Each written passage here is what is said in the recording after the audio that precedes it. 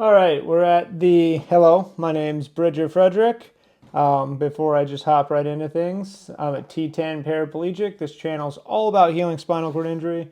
If you are new here, that's the summary. If you've been here for a while, then you'll know. Well, you won't know what the day is because I haven't been consistent in uploading. But today is day 75. I have not missed a day after swearing again that I wouldn't. Day 75 on a 180-day challenge to upload videos and also to kind of live in line with all of the crazy health hacks and things that I think are super important and contributing to healing spinal cord injury. On that note, I've conclusively decided, based on a bunch of different kind of synchronicities and things that have happened, that breath work is the key to everything. It's the way forward.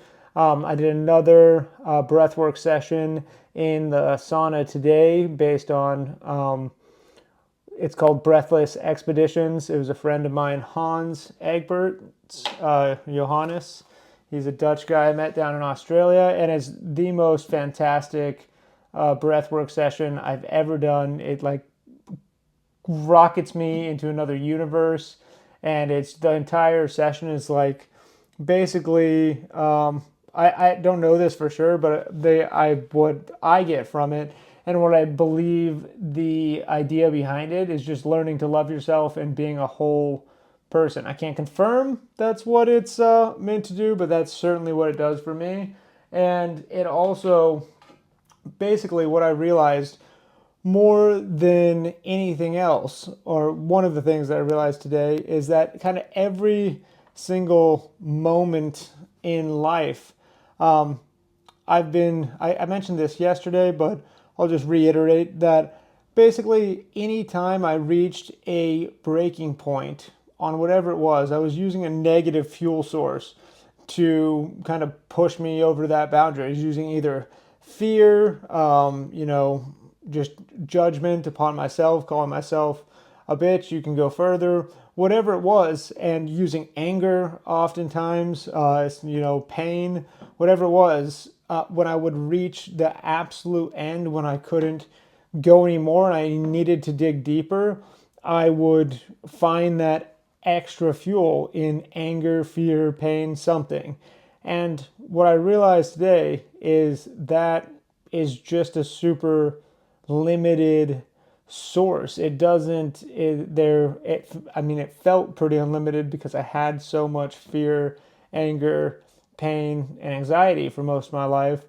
But even then, you can only get so far in that. And I realized in every single moment when you're kind of about to break down or break through or feeling overwhelmed, you can also move into that like with and use the same, like you can overcome it like with happiness and strength, and like you can overcome it with a positive mindset and just a deep conviction and belief in yourself, which is way more powerful. And that might seem obvious to many people, but it was not abundantly obvious to me in any way, shape, or form.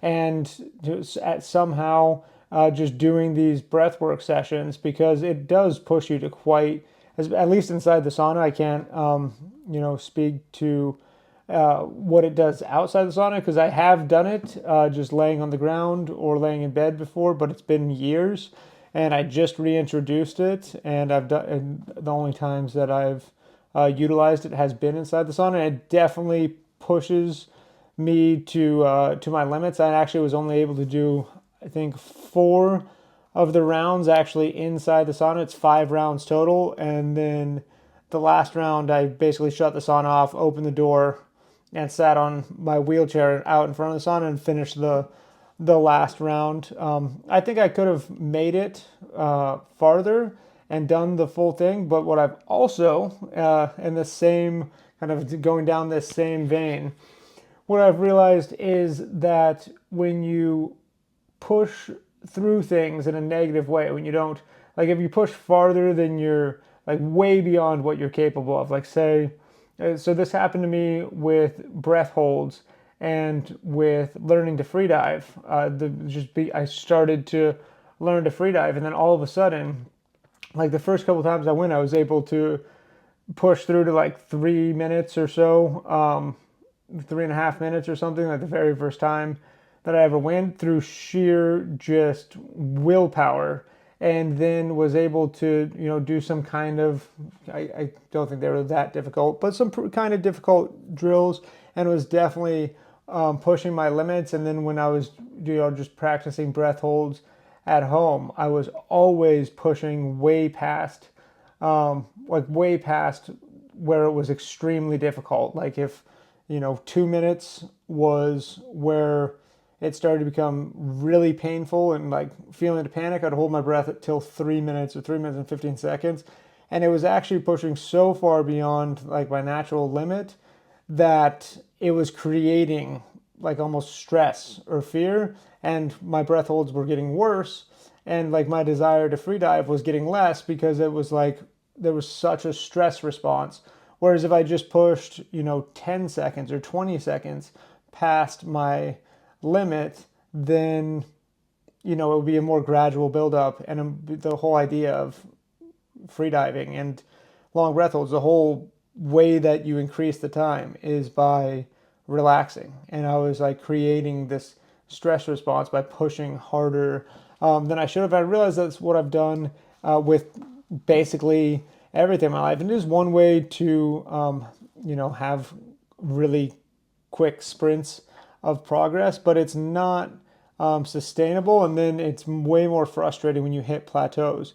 Like even, when I started running, I ran the first time I ever ran any amount of distance whatsoever, I think more than a mile, more than maybe 2 miles. I ran 7 miles, kind of having a panic attack, basically. A long story, but I ran 7 miles and was blown away that it was possible to run that far.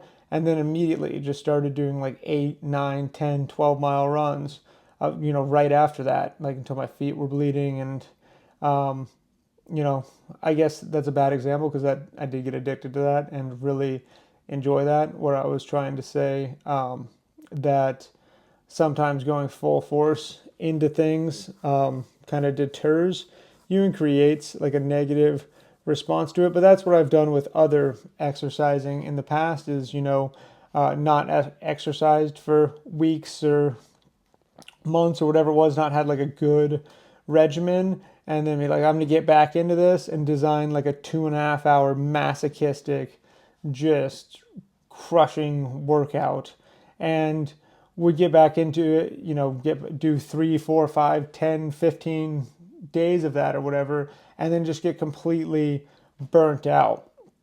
And I think all of that is kind of that masochistic tendency to, kind of shoot for the moon. Like if you shoot for the stars, you'll land on the moon or whatever it is. Like, I don't think that's, working for me personally, and that I need to just set small, attainable goals and build up in a, a reasonable fashion. I just think it's a much better, more sustainable way to do things. And I say these things and it sounds so obvious, but it was not obvious to me. And I just, I'm 31 years old and have made the same mistakes on repeat over and over again. And I just want to share what, I've learned, with the hope that even one person out there, is this a little bit sideways, even one person out there saves a little bit of time.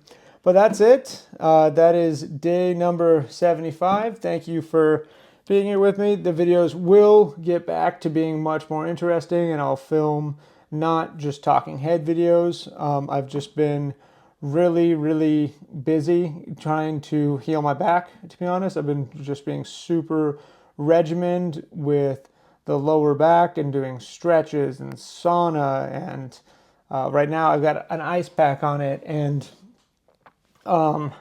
trying to get these pull-ups in every day. It doesn't sound like a lot, but I work pretty much full time on, I get at least 4 to 7 hours of work in per day with the insurance job that I have. And then I also want to work on a book a little bit, I stack quite a few things on there, but the back thing is, it is incredibly time consuming. But I will be filming more about what I'm doing with that. I'm actually going to see the amazing chiropractor that I've been seeing for a few weeks. I can't even stress how awesome this doctor is. Her name's Dr. Nicole Ingrando, if you're in the Orlando area. But see her tomorrow, and I'll talk to her about filming in the future. Probably won't film tomorrow unless she'll let me. I'll ask her, but the last doctor I tried to put on the spot like that was not super pleased. But she's also probably not as good as Dr. Ingrando, if we're being honest. So we'll see. We'll see. But anyways, hasta luego, and I will see you tomorrow for day 76.